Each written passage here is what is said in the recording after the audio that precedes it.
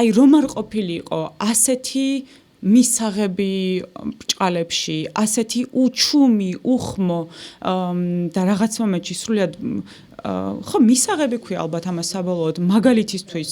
თუნდაც ქვია ადამიანებისადმი განხორციელებული არაერთი საკანონმდებლო, მათ შორის საკანონმდებლო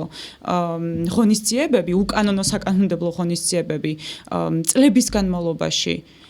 ამ ხელისუფლების მხრიდან იქნებ აი ის პრინციპი, რომ თუ კი არსებობს ასეთი ჩაგრული ჯგუფი ქვეყანაში, თუ კი არსებობს ჯგუფი, რომელიც არსებობაც კი კითხვის ნიშნის ქვეშ არის დამდგარი კანონის დონეზე, არსებობის უფლებაც კი კითხვის ნიშნის ქვეშ არის დამდგარი კანონის დონეზე, ეს კი ბოლო წლების ამონაგებია, მაგრამ